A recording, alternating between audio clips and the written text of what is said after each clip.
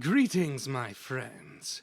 This is Celeria Rosenkreuz, and on this episode of the Chronological Quran, episode 18, we shall be going through a section of Surah 74, which is unfortunately a bit lacking in substance. As such, there will be relatively little commentary, and we'll be primarily narrating it. So I hope you enjoy the funny little voices, as it shall be a pretty long rant on the Quran's part. Without further ado, let us begin. Starting with Ayah 11. And leave to me, O Prophet, the one who I created all by myself, whom I created alone. Now, first of all, it is worth noting that we have seen this Walid fellow that is being referred to here being mentioned and castigated before in Surah 68:16, as well as the surrounding ayat, with the supposed prophecy that his nose shall be chopped off to his great shame being worth remembering in particular. Secondly, it is worth noting that the accusation of sorcery probably has something to do with the seemingly quite common interpretation of Muhammad's behavior as that of a madman. The Arabic word being used to accuse him of being demented can also be interpreted as having a demon or being under the effects of witchcraft. From there, it is not a huge leap to conclude that Muhammad might himself be a willing participant in the communion with a familiar spirit of some sort, especially when he's publicly proclaiming that he's receiving divine revelation alongside all of his strange behavior. Also, as the first footnote says, it is obviously the case that both the claim that Allah alone created him, at least according to Islam's paradigm, and that the man was brought alone into the world by him can be taken as correct translations. Neither conflict with or disrupt the surah's narrative either way, it would seem.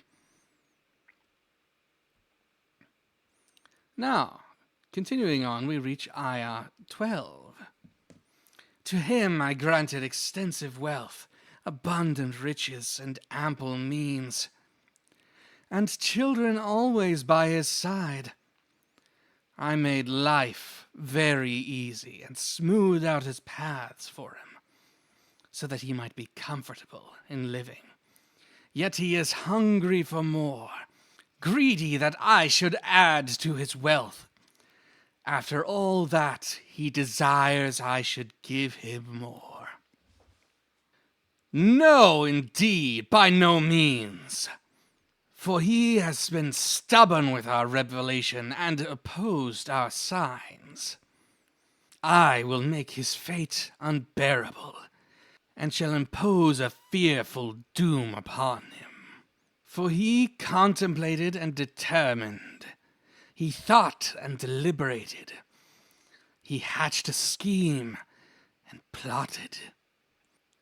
May he be condemned how evil it was what he determined. How could he hatch such a scheme? Ruin seize him!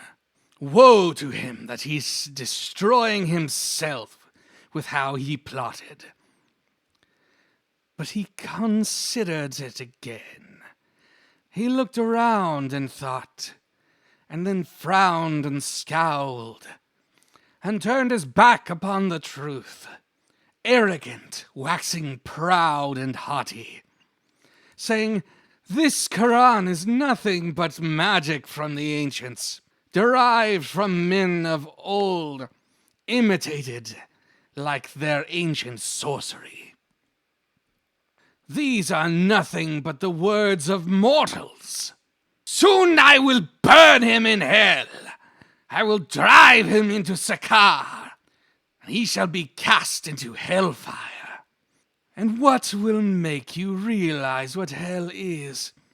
What shall convey unto thee what such burning entails?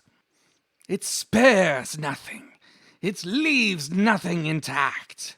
Naught doth it permit to endure, scorching even the skin and shriveling up the man, changing his colors as he is charred, And this fire is overseen by 19 keepers, angels of hell. And that ends the ridiculous rant, at least for now. As Mount Duty says in his note, it does seem unnecessary to mention the skin being burned up in addition to everything being consumed in general. But oh well. I'm just relating what's actually there in the text, albeit rendering it dramatically as well. For such a large section, this really was rather empty of substance. Allah here sounds almost like the Disney rendition of Hades, but not nearly so funny. The one thing that stands out to me is the name Sakar is reminiscent of Seker, the Memphite death god who throws evildoers into a boiling lake in the mythic recounting of Ra's nightly journey across the underworld in Egyptian mythology. Given Arabia's adjacent position to Egypt, I could potentially see there being a connection there. But this could also be a case of a false friend.